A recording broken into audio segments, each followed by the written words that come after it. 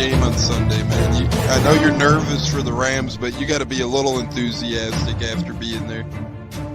Bro, that game atmosphere was ridiculous.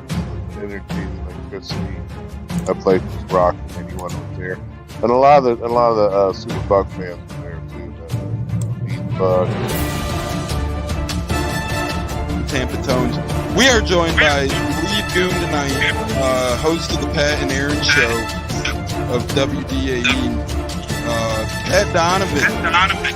And it sounds like Stunna is bumbling a little bit. Going to put him on mute for a second until that gets a little cleared. But we're joined by Pat It looks Donovan. like Stunna's hanging out with Cheech and Chong in a car with the windows up or something over there.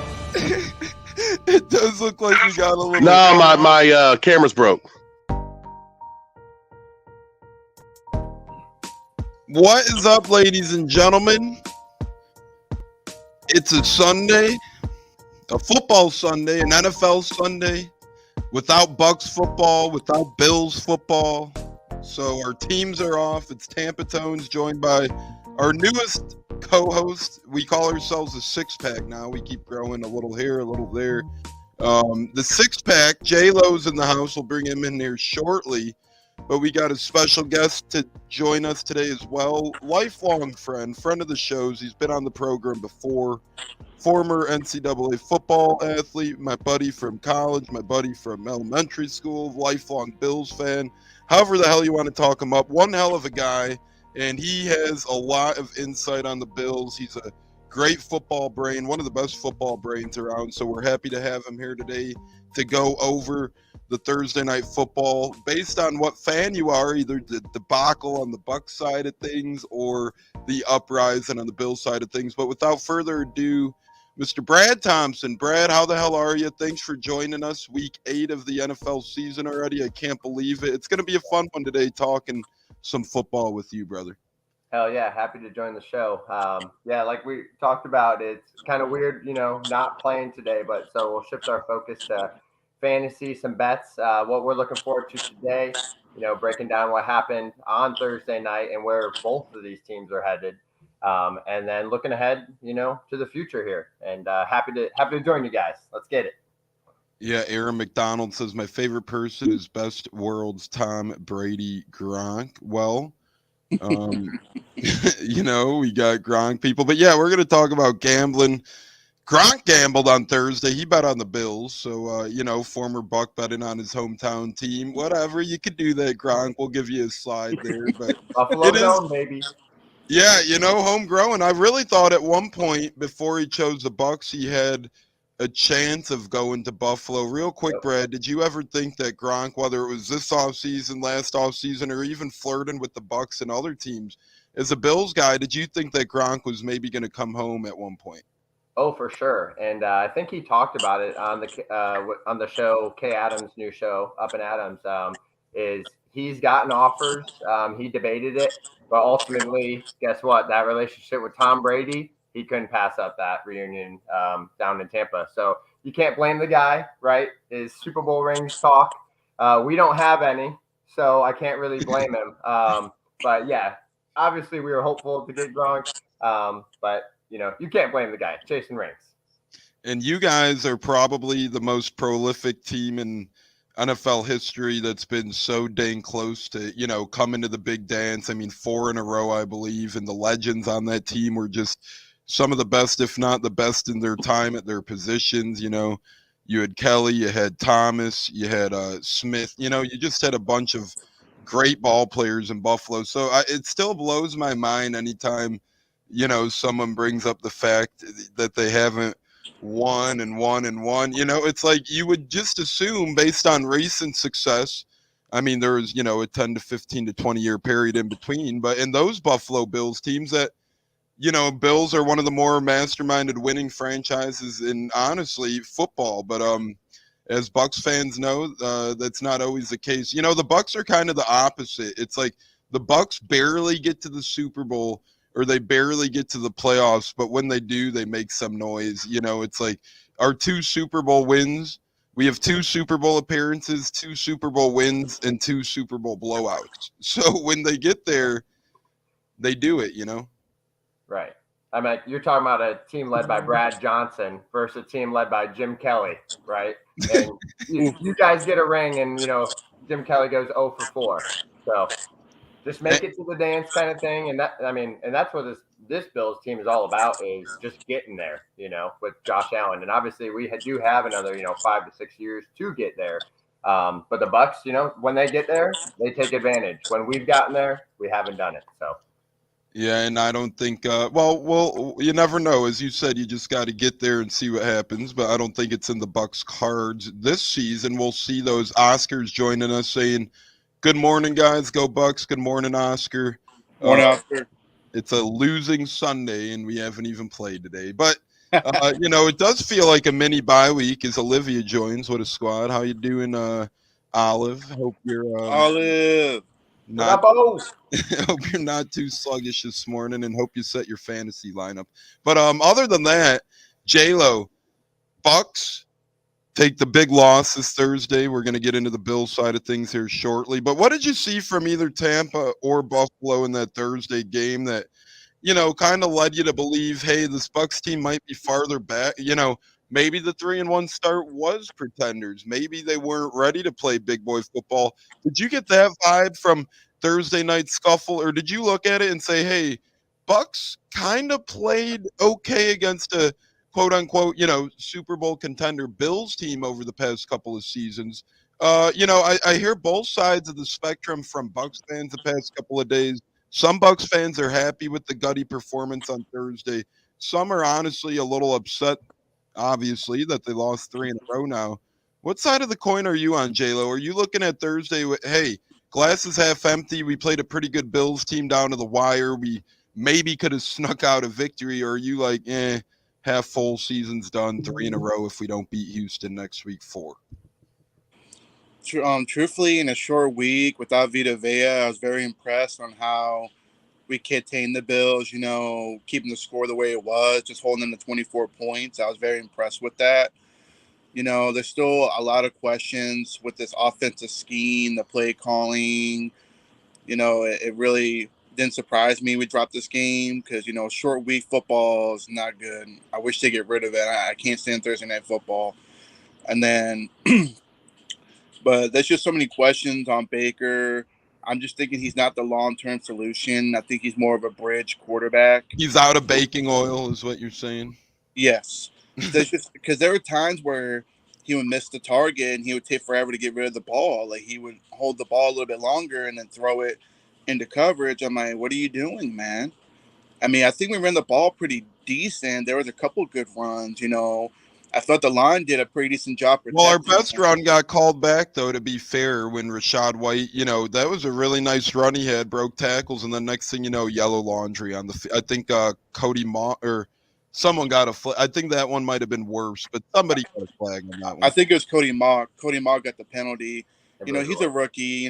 He got thrown to the fire, trying to learn the game, going from a small school, going to playing the big boy football, didn't really have to compete for his job. It was given to him. I'll never understand about these tackles going to guards. To me, if you're going to take a guard, you need to take an actual guard from that played guard in college and trying to transform one. I'll never understand the gradient. I'm not saying Light is a bad draft person, but there's just some draft picks I kind of scratch my head on it. But at the end of the day, I still think we got a lot of football left. I think these next 2 games are very winnable for us. This mini bye week, but they got to make some changes. Like, Ryan Neal's a liability, even though he had a decent game. Ryan Neal is right now considered gum on the bottom of many Bucs fans' shoes. Oh, man. He's the most hated, I think, right now over here in Tampa. That's all I keep hearing about is Ryan Neal, And to me, it's just Ryan Neal is just certain things. Like, he's not fast. Because Don Kincaid, man, that dude's a beast, by the way. Mm-hmm. He's a hell of a tight end. The dude just dusted him down the field, even though it wasn't really Neal's coverage, but still. Allegedly. But just seeing him run right past Ryan Neal like that quick, I'm like, Jesus Christ. And I wanted Don Kincaid in the draft. He was one of my favorites in the draft. And when I saw Buffalo take him, I was like, holy shit, man, that's a get right there. That is a hell of a get. Him and Dawson Knox, at the end of the day, to me, Buffalo, I think their guys are really missing a back, man. You need a back who's going to take over the game and take less pressure off Josh Allen. Because Allen, he's a tough SOB, man. That dude just run, try to truck people. And I can't believe people were trying to kind of, put him under the limelight a little bit and say, hey, is this not the same Josh Allen that we've seen from years past? When to me, in reality, Josh Allen is still playing at just as great as the level he's dang near ever have. When I watch a Thursday night game, I came across from a lot of good from Josh Allen. Obviously, he had the batted ball interception, but who doesn't, right? We've seen it with Baker get a ball batted here and there, leading to interception. So I agree with you, J-Lo. I think that Dalton Kincaid was a really good piece for that Buffalo team. And then the busted coverage. I mean, Gabriel Davis. Is it Gabriel Davis, the other receiver, number 13? He's another guy that got open made plays. Shakur. He killed us, man. Shakur killed us. I mean, Josh Allen was very accurate. He definitely looked like his normal self Thursday night, in my opinion, throwing the football. It's just a thing I think, from a Bucs standpoint, from watching the Bills. Cause I caught a couple of their games. It's just your guys don't have a running game, man. You got to get a back who's going to explode, man. I mean, you got James Cook, who I think is a good passing, catch passing back. But that's the one thing I think your guys are missing, because your guys are hurting on defense. I know you lost Matt Milano, the middle linebacker, Tre'Davious White. I mean, go ahead. What's nice about Buffalo, and we could get Brad's thoughts here in a minute, kind of on his scope of the game to see if he agrees with what we're saying. At least I do think they, at the very least, tried to address the backfield the past couple of seasons. They might have came up empty a couple of at-bats. They thought Nyheim Hines was a better fit than Zach Moss, which is probably the right mindset at the time of the trade. And then you get Nyheim Hines, and he kind of did the same thing he did with the Colts, right? He was kind of just not effective or efficient. And at that point, you have to put it more on the player than the team itself. And then he has a freak accident this offseason, so he's already on the shelf for the year. I really think James Cook is a nice little scat back. I like what Cook brings to the table. And then they did try and at least fill in, or attempt to fill in, those backup running back holes with Latavius Murray, who at the beginning of the year, he looked pretty dang good, honestly. Kind of stalled out the past 2-3 weeks, seemingly, or so, averaging a little north of 2 yards a carry. And then they did bring in, who I thought was very good last year in New England, Damian Harris, who ended up getting a freak injury in Sunday night showdown, I believe, with the Giants a couple weeks back. So, Brad, I feel like the Bills have been trying to add to their weaknesses, drafting a tight end and Kincaid, really giving Allen another pass target to go along with Dawson Knox, to go along with Gabe Davis, Diggs, and all those guys. And then I feel like they have been trying to bring in running backs over the past 2 years by drafting Cook, trading for Hines, signing some vets. And I think they're getting there, not quite where they want to be in the run game, but they did hit a home run to me, at least early, on James Cook. Yeah, I do agree. And that was probably the only point that J-Lo said that I was kind of going to argue is, there was a report last week before Tennessee shut down the Derrick Henry trade rumors, is that the Bills did make an offer. And I immediately texted my Bills only group chat and I said, I don't want this, even for free, because of one thing. And not that he's not a great talent or anything, is the identity of this offense needs to run through Josh, not through the run game. And, you put Derrick Henry on that team, you have to give him 15, 20 touches. Mm-hmm. And that is touches. We are taking the ball out of Josh Allen's hands. And so by having Cook and, with the Murray-Harris combo of 5 to 10 carries a game, with having Cook on that field, it still runs through Josh. So whether he splits out wide, whether it is a run play, is when Cook's in the game, you're not assuming run. When Derrick Henry gets in the game, you're assuming run. And I mean, yes, that does open up holes on play action stuff. So I get the argument.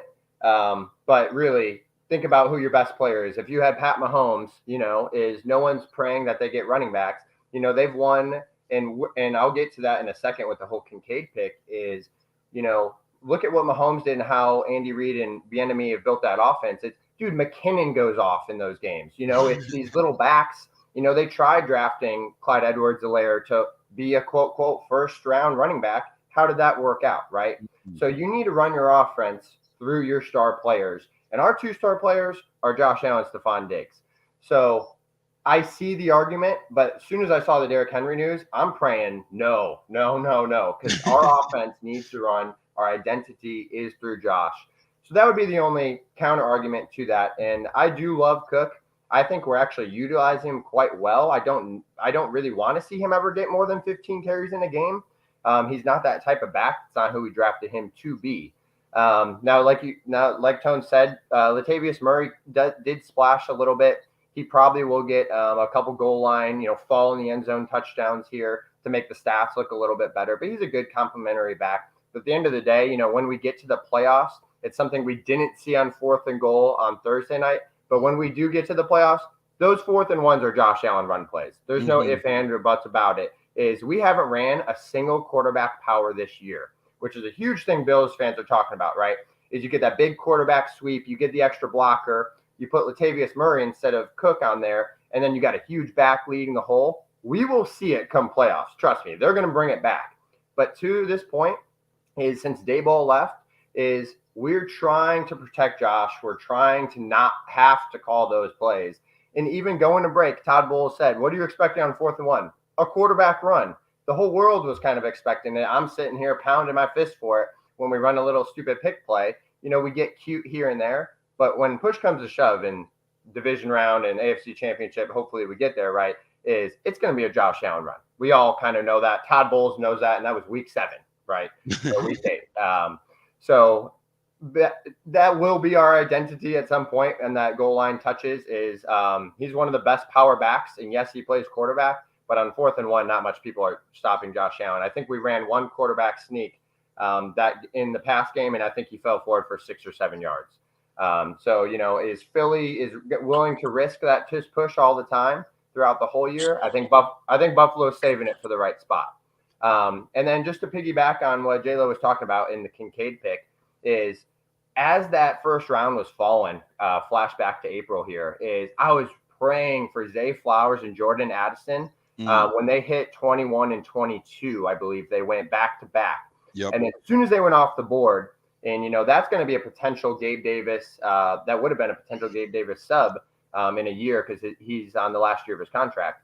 But as soon as the Bills went with Kincaid, and I think they kind of followed the Kansas City, blueprint, is we've gotten beat by them so much here. We beat them all the time in the regular season. Then it comes to the playoffs, and we have no answer for Travis Kelce. Not that anyone else in the league does, but we see those tight end option routes open in the middle, and they had that offense spread open with Tyreek Hill and this great play calling in Kansas City all these years. We have that weapon outside with Stephon Diggs, who is a must double team.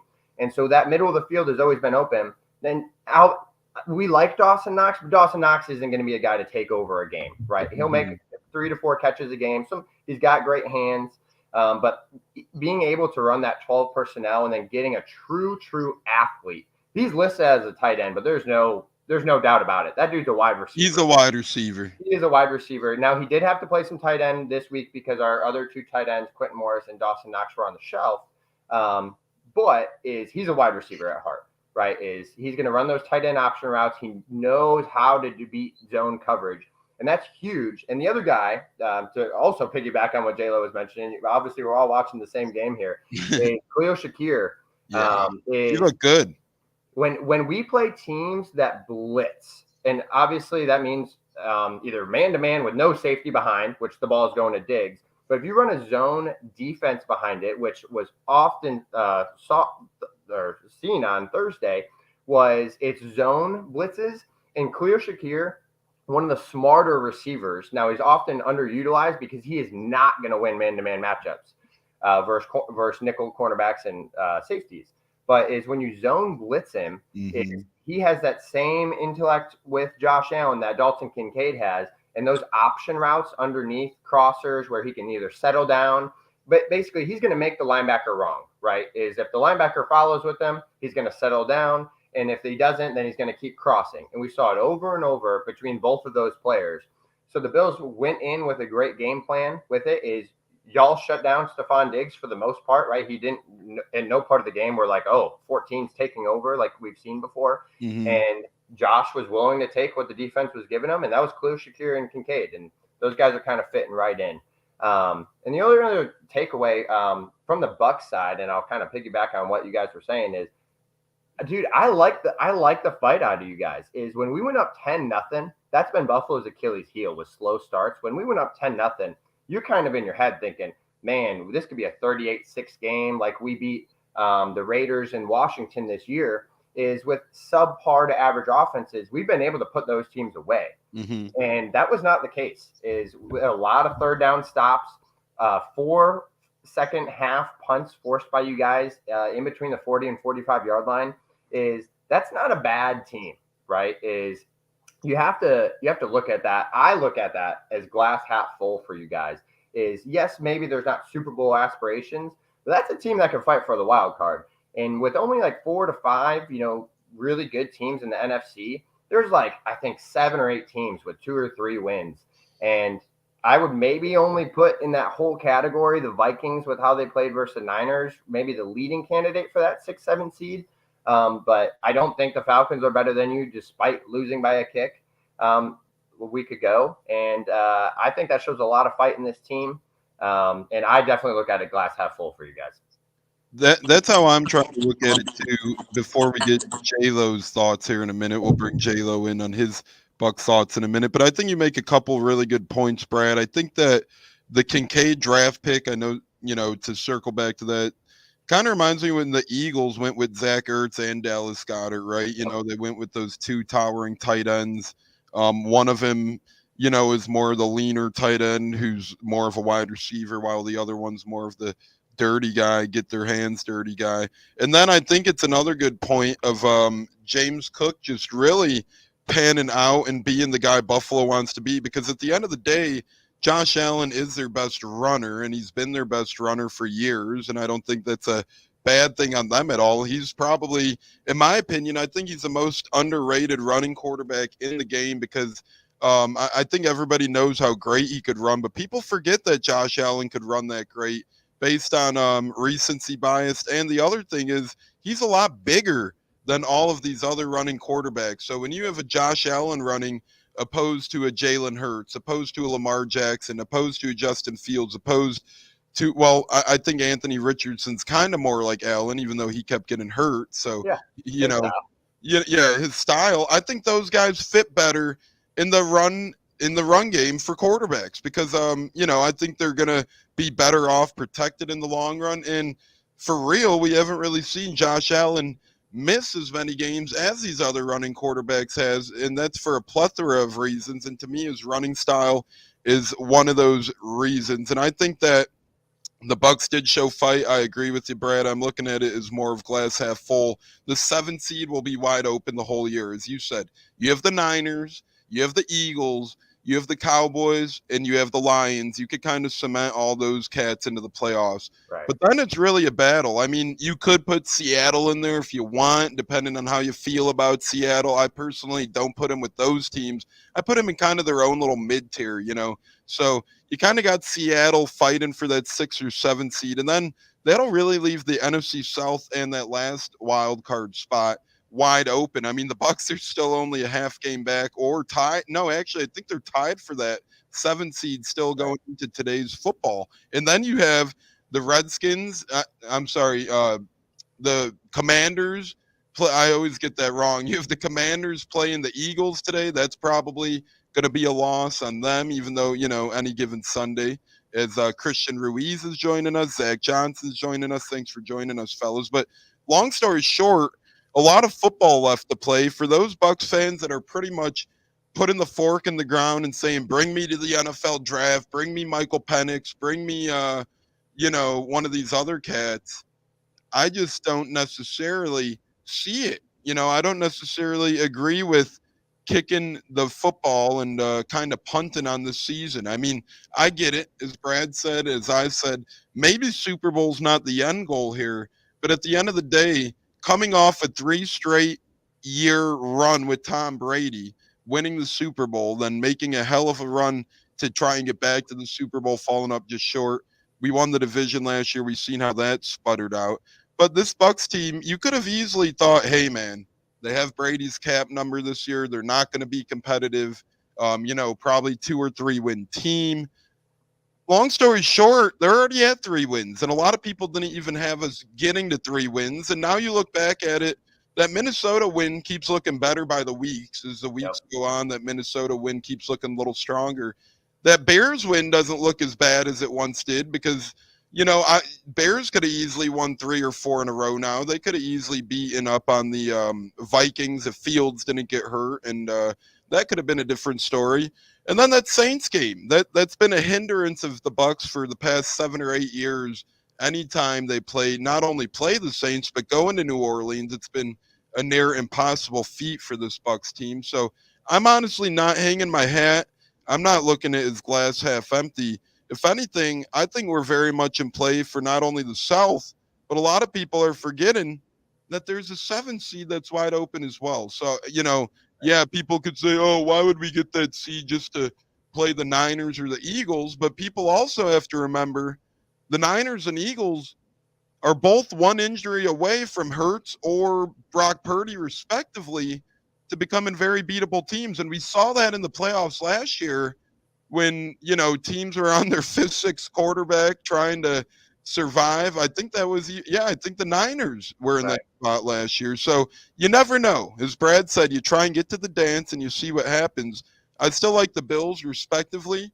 I know a lot of AFC fans would disagree. I don't care, but I still like the Bills to make the Super Bowl out of anyone amongst the AFC. I think they're just building the best report. And I do like the Bucs to get to the playoffs still. J-Lo, I know that's a lot to untangle between Brad and I, but what say you, brother? No, I mean, like I said, at the end of the game, on the Bucs' perspective, they got 2 winnable games against Houston and Tennessee, which will really determine what our season's going to look like. And then they got the Niners, which will probably be a loss, most likely. But you never know. I mean, injury away, it could be a different ball game. Anybody can win on a given day, in my opinion. It don't matter what your record is, on that. I mean, Atlanta proved it to us last Sunday that they came in our house and they showed up and we didn't. We got lucky on turnovers, So, like I said, it's wide open in the NFC. Like the only 2 dominant teams in the NFC is the Niners and the Eagles, in my opinion. After that, Lions, they kind of showed their true colors against Baltimore, got smacked. So they're very beatable, And plus, we only held them to 20 points. So technically, I'm not afraid of Detroit. I think if we go another round, I think we'll give them a better game as far as that goes. But I'm afraid to talk to Detroit. Last time I did on the podcast, all their fans started commenting and attacking me. So I'm laying off Detroit. Hey, let them enjoy the ride because you know what? That it is what it is, man. Fans are gonna talk their smack, whatever. Say what you gotta say. But as far as the Bills standpoint, they're definitely one of the top dogs in the AFC. I think the only team to look out for is the Chiefs because they're the most experienced team right now as far as pulling it together with like not so many good players. I mean, they don't have any star players besides Travis Kelce because Patrick, like you alluded to, Josh Allen is the main guy, go-to guy in Buffalo, and that's what to me Mahomes is when it comes to just him and Kelce. And then you got the Bengals who are kind of like off to a rough start, but I think they're starting to get their mojo back. So just those 2 teams, I feel, will probably be your biggest like like teams to watch out for in the AFC. But the Bills are right there. I mean, you guys pounded the Dolphins. The Dolphins, put up 70 points the week before you guys went into their house, right? You guys were in Miami, right? The Bills are to the Bills. Yeah, but Bills they're always beating up on the Finns, I feel like. Yeah, we won 11 of the past 13. So. Oh yeah, no, yeah. And that's a good thing, man. Like I said, I mean, your guys are in a great position. You just gotta get healthy. I think the injuries definitely kind of slowed your guys down. Injuries happen in this business, but at the end of the day, you guys still got a strong team. And Josh Allen's gonna be the leader to get it done. Like I said, come playoff time, you just gotta put up or shut up. And just get it going. Like I said, at the end of the day. Buffalo definitely be a team to watch out for in the AFC when it comes to playoff time. Just get to the dance, all goes. Doesn't matter what the record is. You start over at 0-0. We kind of seen that over the years as far as that goes. Like from last year, when the Bucs were at home against the Cowboys, we went to their house and smacked the crap out of them first week of the season. And sure enough, they come to our house and they return the favor. And so at the end of the day, I think both teams can make the playoffs for sure. I know Buffalo's definitely going to be in there, whether they win the division or make a wild card spot. They're guaranteed in. As far as the Bucs go, it just depends on, if they can get the play calling going, get this offensive line, going, open holes for running games. And the most important thing, and Tone's been hearing me preach all about this with Bulls, stop the damn zone. Please stop the zone. It's not doing any justice at all. We are opening passes up the middle. We can't stop third down plays, which I don't understand. What's driving me bananas. Like, why are you going to zone? You're paying two corners $30 million to play man to man. Why are you doing the changes for? And plus, we need a pass rusher, man. We need someone who's going to get in there after the quarterback, because Allen looked like he had plenty of time all day. Just saying. And we got to remember, not that we forget J-Lo, but Vita Vea being out in that middle does cause a big, hindrance in terms of our pass rush ability, because what Vita Vea brings to the Bucs D line is that interior pressure. The next thing you know, it gets a guy like Shaq Barrett or Joe Tryon-Shoyinka a little bit more one-on-one opportunities on the outside, because Vita's clogging up 2 to 3 guys just because how damn big he is up the middle. And nothing against the likes of Greg Gaines and Deadrian Sinat, but Greg Gaines looked terrible to me, to piggyback off Jeremy's Ryan Neal sentiment. I get we were balling on a budget this year with Jason Light as the general manager, because Tom Brady's cap hit was still around $35 million this year. So I get it. You're handcuffed. You have to bring in the Bakers of the world for $4 million. You got to bring in the Ryan Neals of the world for $2 million, the Greg Gaines of the world for $1 million or so, but just not good performances out of Gaines or whatnot. Brad, I did want to ask you a Bills question. I heard about it the other day. I think it's kind of one of those things that's a bit far-fetched to me, but I want to see how far-fetched you think this is. I know you've commented on McDermott's coaching before, for better or for worse. He's been one of those coaches who's had a ton of success in Buffalo, but, every coach runs his course eventually. Do you think if the Bills, and this is completely hypothetical, but say the Bills have a quote-unquote disappointing end of the year, right? They make the playoffs, and they either get bounced in the wild card round or even the second round, but it's a little bit ugly, and there's a certain man available, perhaps, who's coaching at Michigan right now, but under scrutiny. Do you think the Bills would maybe make a play for a Harbaugh type and see what the heck would happen? I heard that theory the other day on the Dan Patrick show. I'm not going to buy too much stock into it, but I want to get a Bills fan's perspective on, them maybe playing tic-tac-toe with the head coaching spot if they crap the bed this season. Yeah, you have to consider it. That'd be, 3 or 4 years of wasting Josh's prime, right? Is we get bounced in Kansas City yet again, is it has to be talked about. I'll give you 2 different perspectives. Is one, McDermott is tied to Brandon Beane. So as long as Brandon Beane is the GM there, McDermott's not going anywhere. So I will answer it truthfully as a pure numbers and relationship thing is I don't think he's going to go anywhere, even if we get blown out. Now the Bills mock. I just think that is the solution that they're going to come up with is hire an actual defensive coordinator, and maybe that'll fix the issues. Because if we do get blown out, it would be on the defensive end, not really on the offensive end. But I think that would be their internal solution. And whether that's the right answer or not, I don't agree with it.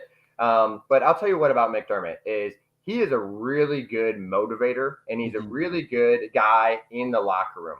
And that's why he got the coaching job, right? Is that Carolina defense that we saw go to the Super Bowl and ultimately lose to the Broncos. That defense was led by McDermott, and all he's done in Buffalo is change the culture. So from a personnel standpoint, he's a fantastic guy, fantastic leader, the type of guy you want in the locker room. Even keel and we make fun of him, but he is always clapping. Always clapping. You will never find McDermott we can let up a touchdown. He's clapping. We score a touchdown. Clapping. That's the kind of guy he is. And that is the kind of guys you want in your locker room. I mean, I've played for great coaches. I've also not played for great coaches. And I would still rather play for a guy like that, even if I don't believe in his timeout usage and, whether we go for it on 4th down and that kind of stuff I think you can almost hire, an analyst to kind of take over those roles, whether that's promoting Joe Brady, who's our quarterback coach, who is very smart X's and O's and time management kind of stuff. So maybe he lets go of that, pure game management stuff, because that's where he definitely struggles, is you're just scratching your head sometimes. And we talked about it in terms of the Bucs defenses. You guys held us to 4 fourth quarter punts that we ended up pinning you down there, but we had 4 times under 4th and 3 to go for it on the 40-yard line, and he still punts it and trusts his defense. Mm-hmm. Now, that works versus the Bucs, but we've seen 13 seconds be too much time for Patrick Mahomes to not send us to the Super Bowl. Not to mention, we almost seen 20 seconds be enough for Baker to, And I mean, we won't even get into it. That should have been pass interference and on the Hail Mary. And if Godwin turns around a second earlier and who not, but that's kind of what I'm saying is you're trusting your defense a lot, time and time over. Just at the end of those games when, 1 first down puts that game away. And like we talked about, is if this team runs through Josh Allen, why are we putting our faith in a defense, down 4 or 5 starters to make this play every single time in the 4th quarter when our best players on offense give the ball to 17 and let them roll? I think Bills fans, we would live with that if you guys stop Josh on a 4th down versus constantly punting and pinning him deep and playing this game. And he did the same thing. Remember last week he did the same thing, and Mac Jones went down and beat us in a minute and a half.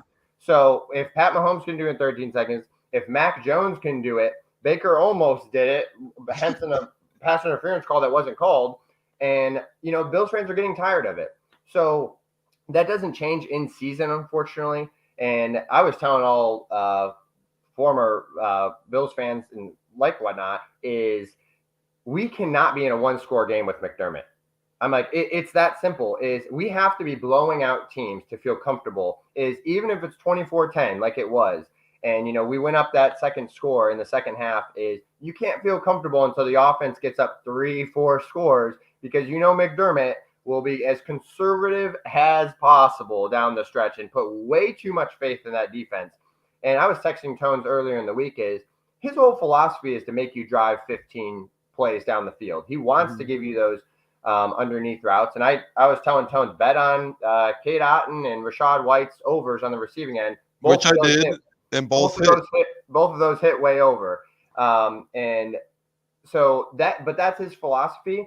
And like we've seen time and time again, that just kind of lets us down unless we get up 3-4 scores. So it's a lot of pressure to put on the offense to say, hey, we got to be up 21, 28 points in the 4th quarter. That's not going to happen in the NFL, is you can do that. We've done that 2 weeks out of 8 now. And every other game, our heart's pounding through our chest because we're just sitting there letting the other team do as they want in the 4th quarter and taking time off the clock. But yes, the Bucs ended up running a 22-play drive, but they still had a shot to win at the end. So his philosophy is very flawed from that standpoint. Whether there's an actual change, I don't personally think so, just because they did receive extensions, him and Bean, at the exact same time this past offseason.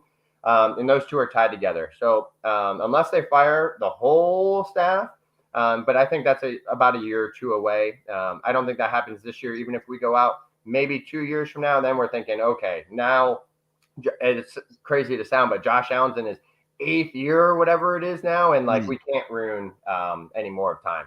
But I don't think McDermott's on the hot seat, unfortunately, to most Bills fans. But I do love the motivator aspect. You can't take that away from him. And he's a great coach. I mean, ultimately, what is Jim Harbaugh? Is he a top 10 NFL coach? I don't personally think so. I mean, he's probably better than still 5 to 10 coaches out there. But McDermott, whether like we just talked about all his flaws, he's still a top 10, 12 coach in this league. So I don't think he's personally on the hot seat. And I definitely know with those contracts and being tied to Bean, he's not in that building. Yeah, I agree with you completely. I don't think he's necessarily on the hot seat. I just wanted to get a Bills guy's perspective on, a little crazy rumor. I'm a McDermott guy myself, so I like him, and I think he's an effective head coach. He has Bills in a great place as we have Brad for about 10, 11 more minutes here. So we're going to get into some of our week 8 game day segments here shortly. I just want to bring up two things quick. Jeremy Fowler of ESPN is coming out and reporting as of 4 minutes ago.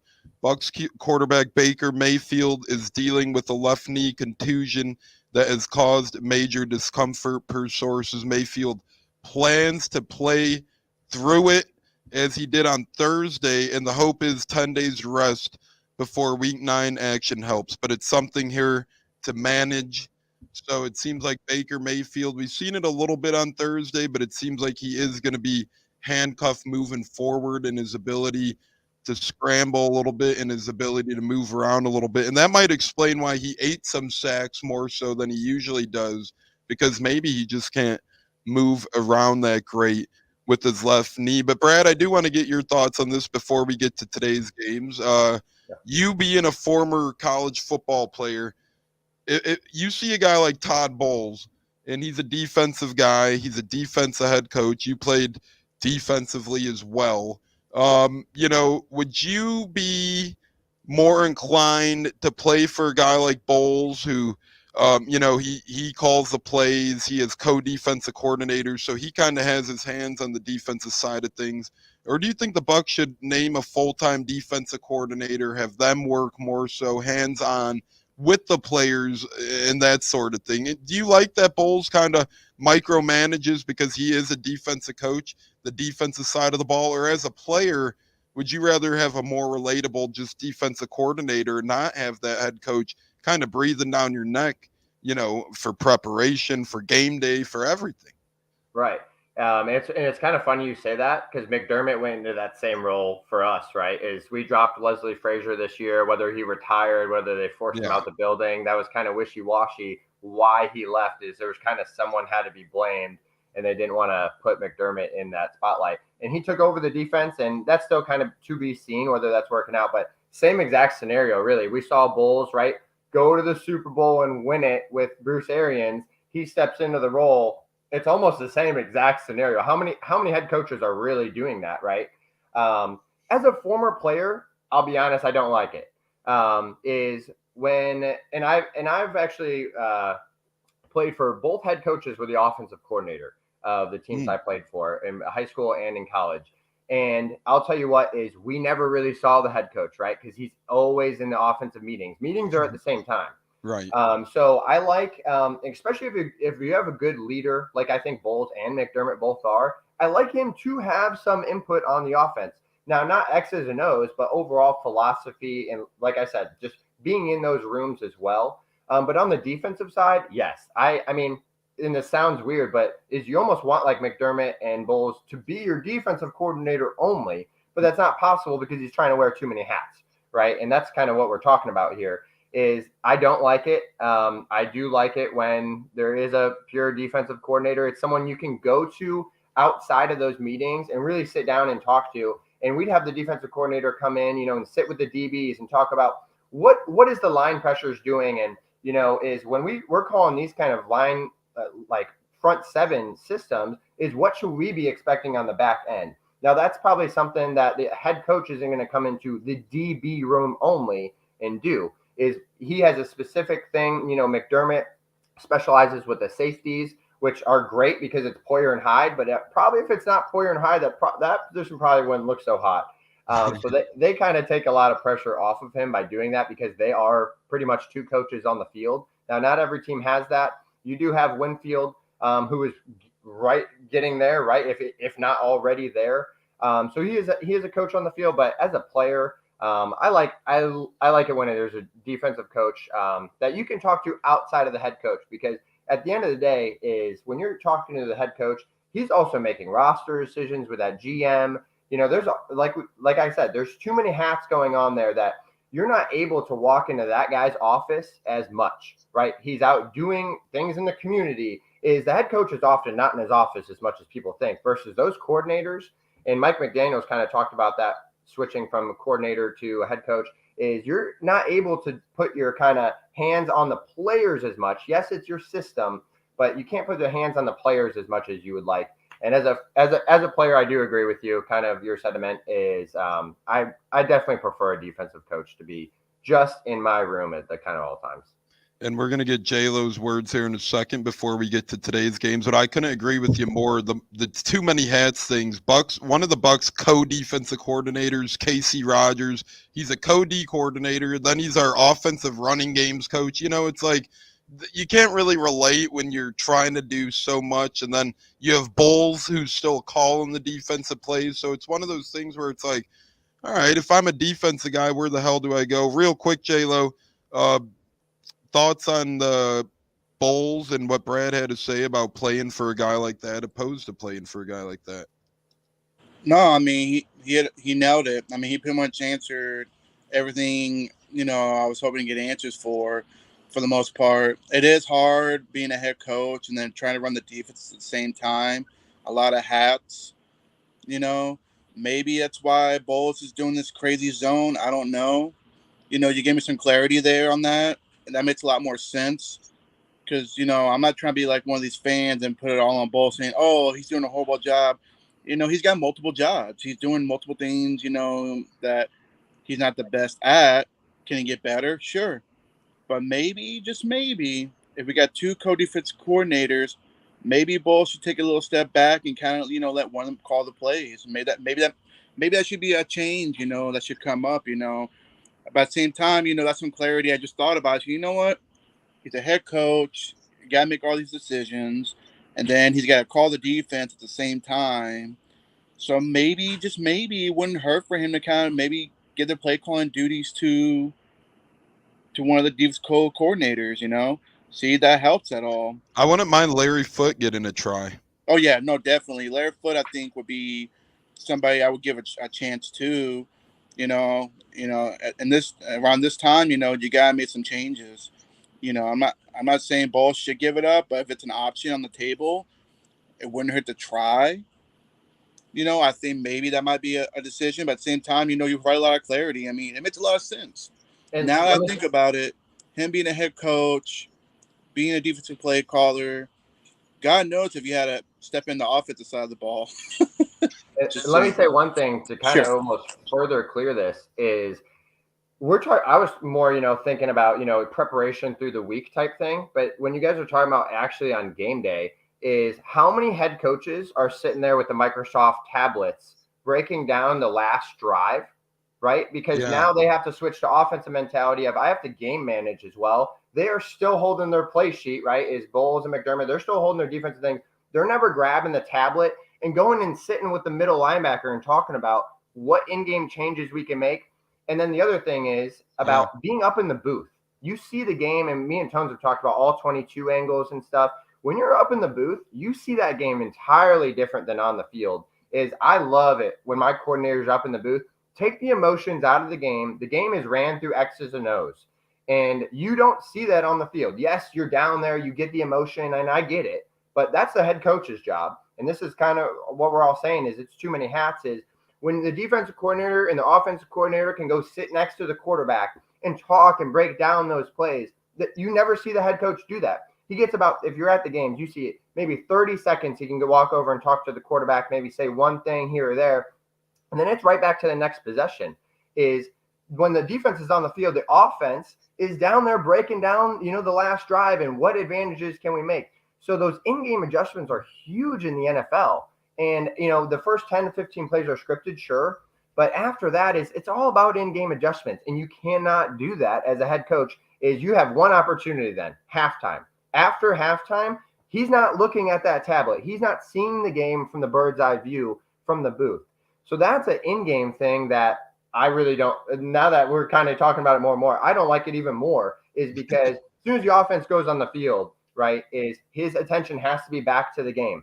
And he's not over there sitting with Levante David and Devin White talking about, should we be running zone still? Because those players are probably bitching to the defensive coordinator who has absolutely no say, apparently, like whether he has say or not, but it has no say of, we're getting beat by Kincaid up the middle here, like let's switch it up. is if it's not halftime, those adjustments aren't happening. So that's another point, is he's not seeing it from that bird's eye view that everybody else would be. And to piggyback off that, we have 2 defensive coordinators, which makes it harder who the hell you ask questions to, how you get things changed. So even if you had one without say, we have 2 without say. So it's like, makes it harder for a guy like Devin White or Levante David to even try and get a word in for adjustments. J-Lo, quickly, and then we're going to move on to today's games. I mean, look at Bruce Arians' perspective when he was running the show here. He had 2 coordinators, and he would go to the players. You brought up a good point, because Arians, when he was running the team, he would go to the players and talk to them, especially Tom Brady, and provide adjustments. Last year, when Bulls took over, Bulls never went to Brady. He let Byron do his thing, and you see how that ended. And at the end of the day, like I said, I mean, that, Tone, that's good prosperity, bro. Like I said, he threw a lot just there, and now it's got me thinking a lot more. I got to go back to the session room and think about that. I would love if Dave Canales, coach from up top, the offensive coordinator for the Bucs, and he's seen a lot of the analytics he sees to see on film, because whatever he's calling during the games hasn't seemed to be working great so far. As Gafour joins us on Facebook, hope your morning's going good, Gafour. Thanks for tuning in with the Buccaneers. But it is Halloween, and Brad does have to go shortly, so we're going to get his thoughts on today's stuff in and rolling before we have to put him on the payroll and keep him any longer here on part of the program. But Brad, we'll start with you here, brother. We're going to do our 2 kind of Halloweenish segments now. Spooky game of the day. By spooky game of the day, I mean one that you might see something crazy spooky occur and it's like, holy shit, or one that you might see an upset kind of really take the reins on things. Just something spooky you expect to happen today, or a certain spooky game you think where something might happen. Give us your spooky game of the day. Yeah, spooky game of the day. I got 2 for you. I would say my 1A would be watch out for the night game. Is everybody's picking the Chargers, right? And, the writing's on the wall for the Bears. They really don't have much to play for. But that kid out of Shepherd ain't too bad. And I don't know if they win, but I maybe think a cover happens tonight. And we see a lot better of a game than people think. And the Bears, like you said, the past couple of weeks have been on the right trajectory. And the Chargers are as fluky gets. Now, I could easily see that game being, a 30-10 game. But at the same time, I don't know, man. Anything can happen on Sundays, and I would say that's my 1A. But the other game is actually, I bet against this, so I really don't hope it happens. But the Commanders-Eagles game is those division games, and Riverboat Ron is – I would watch out for the Commanders. Everyone's picking the Eagles. I know they're favored by at least 6 or 7 here, and the Eagles have been on a roll. But what are we going to think? They're going to win 15 straight? If they're going to lose a game, it's going to be a division opponent that knows them in and out. The Commanders can be a scrappy team, and Sam Howell, if he's on, can be a top 15 quarterback in this league. Now, some days, he does play really bad, but and sacks are a problem there. But if they can keep him alive, I'd watch out for the Commanders today. I like those picks a lot. I'll give mine quick. I think this game's going to be spooky for multiple reasons, but look out for the Tennessee Titans today. A lot of people are writing him off. You hear a lot of Derrick Henry trade rumors. They went to Henry yesterday and said, hold on, we're not writing you off just yet. We know how that goes. They lose today's game. They still might send him off. But they're also using a quote-unquote 2-quarterback system today, and a lot of people are ripping on them for that. I think we'll more see a traditional role from Will Levis with, wildcat formation sprinkled in with Malik Cunningham. Or not Malik Cunningham, I'm sorry. The Liberty quarterback's name. Malik Willis, that's it. I knew it was a Malik, but I liked what Malik Willis did at Liberty. Hasn't quite shown it yet at the NFL level. Struggled a little bit last year, but that's not to say you can't put him in some goal line packages, some wildcat packages. When he subbed in for injured Tannehill, he didn't look too terrible. So a lot of people are writing off the Titans, saying Malik Willis has looked really bad. Will Levis dropped in the draft. But at the end of the day, Ryan Tannehill literally was a trash can for them. Probably the past 12 to 16 regular season games. I don't see the Titans. They might not get better, and they might not beat Atlanta at home, But I'm interested to see how their spooky quarterback tandem plays out today. And I do think it's going to be a close one. I don't know if they'll get the job done, but I think they might be able to knock off the Falcons at home. I'll bite the trade rumors. I'll bite the spooky 2-quarterback system with Malik Willis, not Cunningham, Malik Willis and Will Levis. J-Lo, what say you? So far, we got some good ones. We got the Titans game, the Commanders game, and the Bears game. What's your spooky thing of the day? I got one. You may not agree, but I say Raiders at Lions Monday night. I think the Lions are going to have a terrible time getting that bad taste out of their mouth and getting pounded by the Ravens. And I think the Raiders, vice versa, are going to get the bad taste out of their mouths getting pounded last week by – they lost to somebody. I can't remember who they lost to, but they got – the Bears. They got pounded by the Bears. Backup quarterback battle. Yeah, they get Garoppolo back tomorrow. So yeah, I think Garoppolo. I think they'll find a way to go in Detroit and get an upset on Monday Night Football. You know, Devontae Adams is frustrated with the organization, what's going on. I think the Raiders are gonna come on Detroit. I don't think Detroit's gonna be ready for a big stage game, in my opinion. I think they're gonna crap the bed, man. That's my spooky game to watch out for. And then maybe I'll throw in one more. I'll throw in the Packers versus the Vikings. I know the Vikings have been on fire, but I think the Packers are going to get it going at home at Lambeau and possibly upset the Vikings. Because I think the Vikings are the favorites, if I'm not mistaken. I could be wrong, but I think that's a spooky game for me as well. I think the Packers will get it going at home against Lambeau. At Lambeau against the Vikings. I could see that as well. And I'll just throw in maybe not a spooky game, but before we get Brad's prison break lock of the day, I could see maybe Gardner Minshew pulling out some spookiness today. He had a couple fumbles. He had a couple fumbles last week. You know, although the refs really cost the Colts that game, Gardner didn't help their cause. So I could see him having a spooky game today, going out and taking down the New Orleans Saints in Indy. Brother Brad, we're going to get to our next Halloween segment now before we let you go here. Prison break lock of the day. If you got one, great. If you got two, great. But what's something you're feeling really good for today? Say we always go by $10 in your pocket here. If you have a $10 bill in your pocket, what are you most confident in throwing that $10 on? Or is there multiple games that you would chuck $10 on today? Yeah, I'll give you the 3 other games I bet on, but then I'll give you that lock. And it's an underdog money line lock. Wow. Like I said, Washington could stick around in that game, but I do like the Eagles -6. I like the Jets -2.5. And then later on this afternoon, the Ravens, I think they're going to keep it rolling. I like their momentum. I took them -7. I did buy a point there because I don't like that -8 line, but I bought it to -7. But the prison break lock is I'm going to go with the Bengals money line. I think the 49ers troubles coming off a Monday Night Football game, short week. I don't care whether it's Purdy or Darnold, right? But is how much did Purdy practice this week coming off a short week? The Bengals have seemed to turn the corner, and they're still the underdogs. So a money line underdog lock would be the Bengals. But I do got to run. So everybody, thanks for tuning in. I appreciate you guys having me. Make sure your lineups are set. Inactives came out. Get those lineups set once again. Thank you, Tones. Thank you, J-Lo. Thanks, Brad. Enjoy your Sunday, fellas. Have a good one, y'all. Thanks again, Brad. And real quick, if you have Mahomes in any leagues, he's suddenly questionable, so just be on the lookout for that. He has the flu, so something spooky happening that, maybe Taylor Swift gave it to Brittany Mahomes, who gave it to him.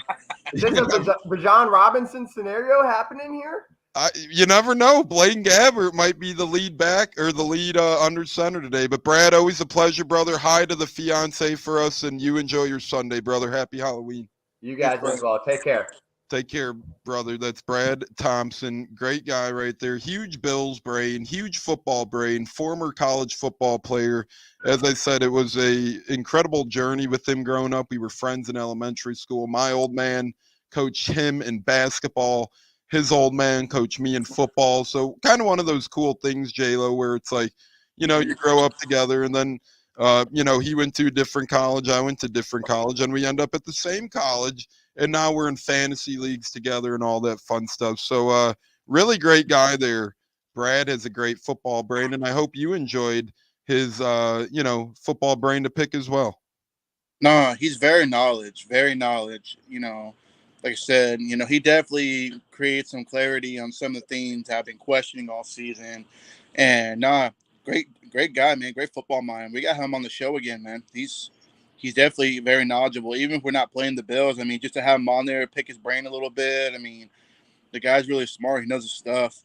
But at the end of the day, he's a good one, man. It's a good story, man. It's good when you have childhood people you grow up with, and then you still keep in touch. After running into them, it's rare to find those these days.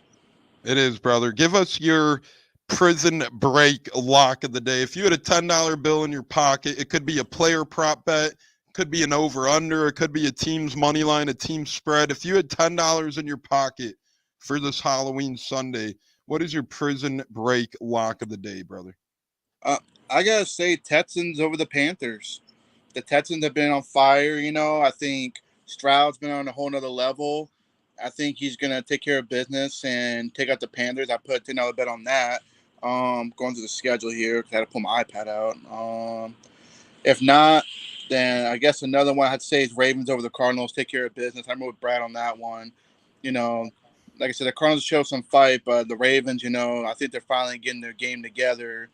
Hopefully no spooky segment with this, flu going around. Everybody's getting the cooties now. For real, Halloween weekend, everybody getting the cooties. But before I give my prison break lock of the day, I do just want to give my thoughts and prayers to everyone in the Tampa area who may have been affected by the shooting that occurred in Ybor City late last night, early this morning, when the bars were about to be closed down. It looked like we had a street fight that broke out into a shooting where a couple people were injured, a couple people sadly lost their lives, and each life lost is all too precious. Seemingly the shooter was on camera pulling out his gun, so hopefully Tampa PD got the right guy, and he'll be put away forever, hopefully, because it's just terrible that you get in a street fight and you need to resort to weapons, fake tough guy bullshit, and really you're one of the weakest humans in the world if that's what you resort to. If you resort to beefing with somebody in public and you're swearing at him, you're trying to act tough, you're trying to threaten a guy to a fight, and you pull out a pistol, you're a loser. You are a loser, and you're a sad sack of shit. And if you resort to your gun in a fight as such, you want to fight. I don't agree with you, but do you, man? You want to fist fight, you want to pull the guy out back, and you want to have a one-on-one old-fashioned brawl, whatever. Do you? The minute you pull out your gun, you're a sad sack of shit, and you're a disgraceful human being. And really, I hope the shooter in Ybor City, I really hope they do rot in the worst place possible, because to me, you're one of the biggest scumbags in the world. And J-Lo, I just wanted to give my thoughts and prayers quick, but really sad to see scummy people doing scummy things. No, it's completely sad. It's tragic. And sadly, we live in a world now to where, violence has gotten worse to the worst. And, people in Ybor that live in Tampa, they know Ybor is one of the unsafest places at nighttime to go to at times. But my thoughts and prayers do go to the families that are affected, especially the families that lost their loved ones, that got shot. And the guy that pulled the shooting, I mean, shame on you, man. Shame on you. It's one thing if you want to pull a fight, throw hands, but why can't you just be the bigger man and walk away? It's not fucking worth it. It's not worth getting to a fist fight, hard body, who you're trying to impress. At the end of the day, it's your life and somebody's life you're taking. And now somebody's child, maybe somebody's husband, somebody's wife, exactly. Somebody's brother, somebody's sister. That's why me as a parent, you gotta learn to walk away from those things. It's just not worth fighting over. The one thing I learned, sticks and stones may break my bones. This world's come to arguments, words, and if that's so hard to where they gotta pull a gun on somebody, you can't do that. You can't do that because you're taking somebody's family member away. At the end of the day, I pray for clarity. I pray for people to make better decisions. If you're angry, you're drunk, you're pissed off, take it home. Mm-hmm. Take it home. don't take it out on somebody, some innocent person that was just trying to have a good time, because maybe you're gonna have the time of your life. Doesn't mean you take one. You can't do that in this world. And now there's families hurting over Halloween weekend that are going to be scarred for this for life. And it's just not, public violence is very serious, and if you're going to have a firearm, the best scenario is not to use it. It's to have for protection, but not to flash it and take somebody's life because you don't want to fist fight like a man. You want to just take them out like a coward. And now, if TPD got the guy, he's gonna get it. He's gonna get a lot of heat in prison, because and hopefully, it's a life sentence and he'll just rot, And at the end of the day, RIP, and I just pray that the city of Tampa will come together and learn to just walk away when things don't go your way. Just walk away and leave it be. Be And the bigger adult. Be the person. Just walk away. it's You go keep ahead. going. Finish up, J-Lo. No, not at the end of the day, man. I'm not a violent person, but when it comes to my kids, I'll protect my kids. But I try to teach them, just walk away and ignore the BS. Walk away, ignore whatever they're saying. At the end of the day, they don't control your life. You control your decisions, and you are gonna make your mistakes, and you better own up to it. And like I said, there's better ways of handling it instead of just pulling a gun and taking somebody's life. Yeah, and me and you were out and about last weekend in the Tampa area. There were a couple Halloween festivities going on, and it's just a shame where it's a holiday where a lot of fun and love should be tossed around. We even have to talk about these things, and really just sombering and sad stuff when you go on X or Twitter and you look up Ybor City and you see the videos of people dressed up in Halloween costumes on the ground bleeding, police help, and it's just one of those surreal things, and it's sickening to see. But we do have a day full of football. It's tough to Yes, turn sir. the page, but we do have to do that. And I'll give my prison break lock of the day now before we get to our one big things and walk-offs here on Breakfast with the Buccaneers, Halloween edition, Thursday night football recap edition, Bills Bucs. My prison break lock of the day is the over in the Panthers-Texans game. It's at 43 points right now. I think the Panthers and Texans behind their rookie quarterbacks get more than 43 points. J-Lo, give us your thoughts on that. Take it away for a minute. I'll be back in a quick minute, but kind of give us your thoughts on the Panthers-Texans. Do you think they get to over 43? Oh yeah, beyond shadow of a doubt. CJ Stroud, he's been on fire. He's been crushing it. I see a lot of potential out of the Texans. I think the Panthers, after their bye week, they'll probably try to come and give them a better game. They still got a long way to go. So I agree with you. Yeah, I definitely would take it. At the end of the day, the Texans are looking like they're going to be up and coming. They're kind of like us. I feel like it's going to be a fun game next week when we play them in Houston. But in the meantime, we're going to sit back and I'll probably watch some Red Zone, keep an eye on it for sure. But I agree with you 100%. I think that definitely there's going to be a lot of points in that game. Absolutely. Yeah, I'm thinking so as well. Two rookie quarterbacks, two defenses that have struggled a bit so far this season. But, brother, it is Halloween weekend. We have been at it for over an hour now. We're going to get into one more Halloween question, and then we're going to do our one big thing and walk off. Sure. Two-part question. Favorite scary movie if you have one, and favorite Halloween candy if you have one. Favorite Halloween movie? I have to say Halloween, the classic Michael Myers. I grew up fearing that man when I was a kid. Anytime I see a man with a Michael Myers mask, I'd be a little chicken shit, walk away. So that's definitely one of my favorite Halloween I got movies. one back there. Well, if I ever come visit you, don't bring that out on me. Now we're going to be on hands. I'm just kidding. But yeah, favorite Halloween movie. And then what was the second one question again, Tones? What was the other one? If you had a favorite Halloween candy or treat, what are you rolling with? Oh man, Reese's. I love my Reese's cups. Like I said, true fat boy right there. I love my peanut butter and chocolate. That's probably my favorite candy. Fuck the candy corn. Ugh, gross. Sorry. I respect people that do like it, but it's just not for me. It gave me some bad tummy aches when I was a kid when I ate that stuff. I like it like once a year, right? Like right when it comes out, I like getting a bag, but then by the time I'm done with that bag, it's like, all right, like I'm good on candy corn for the rest of the year. If I had to pick a favorite Halloween movie, though, I agree.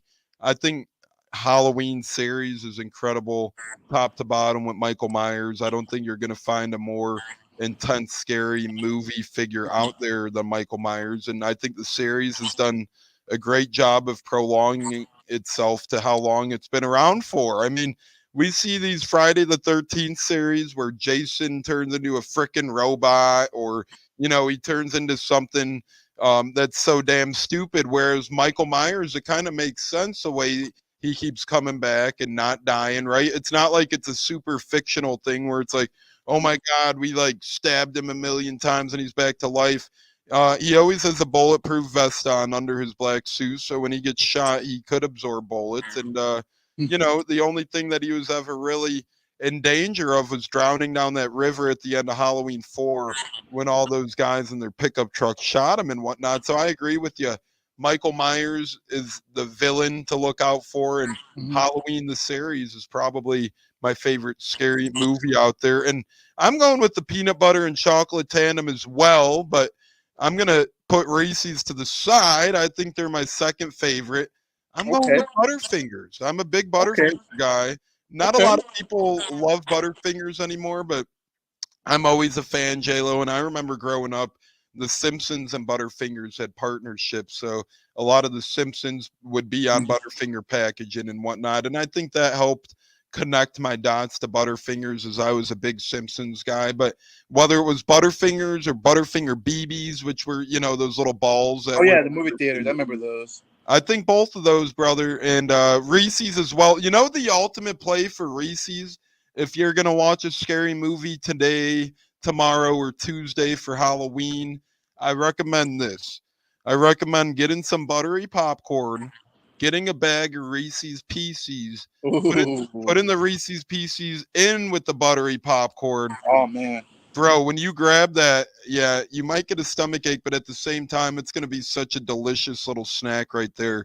Oh, yeah, that's going to be an early evening treat for me for sure. I can't have that at 10 o'clock at night. Not reflexes coming back to haunt me, brother. But no, that's a good combination. I like that. I'm pretty sure my oldest daughter would like that. Like I said, I'll be having her on Halloween, and like I said, we're going to be watching a lot of Halloween movies, so she's mature enough to watch it now. I give her my full consent to watch scary movies. Quick question before we get to your one big thing and walk-offs. Any Halloween festivities planned with the kiddos tonight, Monday or Tuesday? Do you plan on hanging low and passing out candy, or are you going to go with the kids to try and get candy? What's your game plan, kind of? You have a couple kids, so you got your hands full. Oh, yeah, definitely. Later this evening, I'm going to go to a trunk or treat at my aunt's church with my 2-year-old and try to get some candy, a little festive. And then on Halloween, I'll have both my kids. I plan on going to Amateur Works. They got like a little kid event from 4 to 6 before cool. the adults come out. So I'll take both my kids over there, do that. The neighborhood trick or treating. My neighborhood's pretty much dead. They don't really do the passing out candy no more. And I would get candy, but like I said, there's not enough trick or treaters. So that's what I'll probably do. And then I'll come back after 7, just watch a couple scary movies with my 12-year-old, probably just one because it's a school night. That's pretty much it. I mean, I think to me it's a successful Halloween type vibe, because now I can't trust these neighborhoods passing out candy because all the drugs and fentanyl be passed on through to them. I got trust issues on that, So at least, I'll go to a couple places, I'll be festive, and which would be nice. I have both my kids. I'm very thankful, and I can't wait to do those things on Tuesday afternoon, and get in the festive, spirit. That'll be fun, brother, and wishing you and your kiddos the best and safest Halloween possible. Thank you. I'm sure it's going to be a blast today, tomorrow, Tuesday. You got a bunch of things going on, and sounds like all great things going on. I remember being that age and really loving the Halloween life. So you're going to love it. They're going to love it. And shout out to them for having a dad who's bringing them along for a great Halloween, it seems like, brother. What's your one big thing and walk off, brother? Heading into this Sunday without the Bucs, it could be about anything, could be about Halloween, could be about the world of the NFL, could be about the Bucs. What's your one big thing and walk off as we head into Halloween weekend in the NFL? Well, I mean, best way to get over a loss is enjoy the festivities and probably watch a lot of Red Zone throughout the day, watching our division opponents, see how they do. Hopefully they all lose. That way we won't be too far behind, which is very possible. I could see all three dropping. Especially the Falcons playing against the Titans, because I feel like that's a trap game for Atlanta. Coming off a big win last week against us, and now you're going to play Tennessee. It's going to have a 2 quarterback system. I think that's going to be a trap game for them. They'll get the hype out of their ass, and I think we'll be 1 game or 0.5 game behind them, whatever it is. No, we'll be tied with them if they lose. I'm sorry. Yes, we would be. No. We'll be 1 game behind. My bad. 1 game behind. Because we're 3-4. They'll be 4-4. Yep. So that makes sense. And then I think the Colts can definitely take care of business with the Saints. I think the Saints are not as good this year. And the Colts have been on fire, man. They've been putting up almost 30 points a game. So, and they're at home. I think that could happen. And as far as Halloween goes, I'll enjoy my football today, go do my Halloween thing later with my 2-year-old, and, we'll have a good time. And like I said, I mean, we got a lot of football left, man. There's still plenty of football. Let's try to enjoy the day, watch other football games, watch a bunch of upsets. My Gators got their ass kicked yesterday, but it's okay. Penn State barely beat the lowly Indiana. I know. I was texting you. I was like, what are they doing? You're at home. You can't be. But anyway, long story short, people, my prayers go out to the city, the city of Tampa and Ybor, the families. I just pray for better handling situations like that. And, it's just enjoy a game of football, man. Turn the page, and today is another day. It's a beautiful day out in Tampa, and let's enjoy the Halloween festivities, people. Yeah, let's enjoy the Halloween festivities if you're in the Tampa area. Although the tragedy happened, I hope you guys could stay safe and enjoy still a great weekend full of football and Halloween. And between now and Tuesday, we have a lot of football. We have a whole day of football today, Monday Night Football tomorrow. We have Maction on Tuesday, actually, Halloween night. So you guys enjoy your pigskin out there. Really get it in. And my one big thing in walk-off is this. Enjoy this last Sunday without Bucs football, because every other Sunday through the rest of the year, the Red and Pewter will be on the field. We don't have any Monday night games left. We don't have any Thursday night games left. Thank God. We don't have any bye weeks left either. So we're going to be on Sundays here and now, Jeremy. So between now and January 8th, I believe, we're going to get Bucs football each and every Sunday, which is really a beautiful thing for the Red and Pewter. And enjoy Halloween. I got Michael Myers chilling with me in the back there. I had to throw a little something of a prop up. Final word, Jeremy. Last word before we log off, brother. Final word, man. Stay safe, Tones, in your area, man. Have a good Halloween weekend.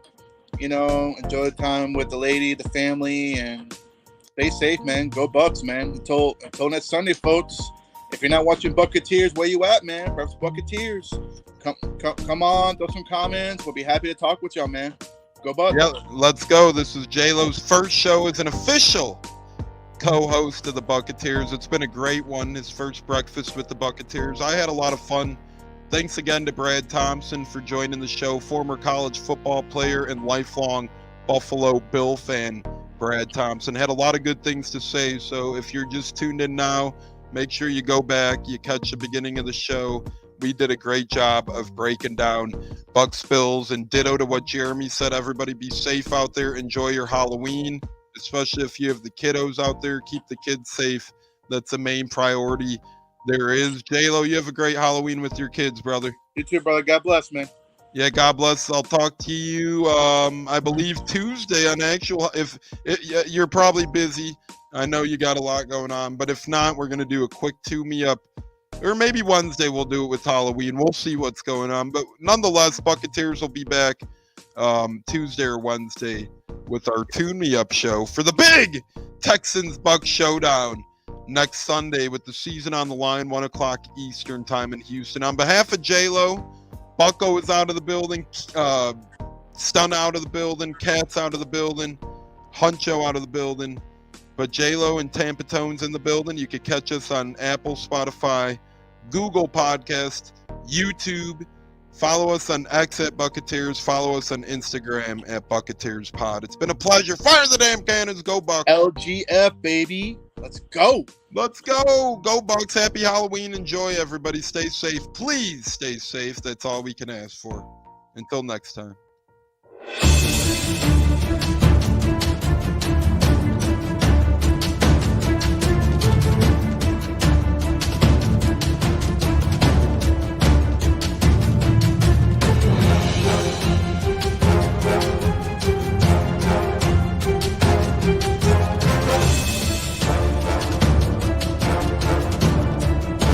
Game on Sunday, man. I know you're nervous for the Rams, but you got to be a little enthusiastic after being there.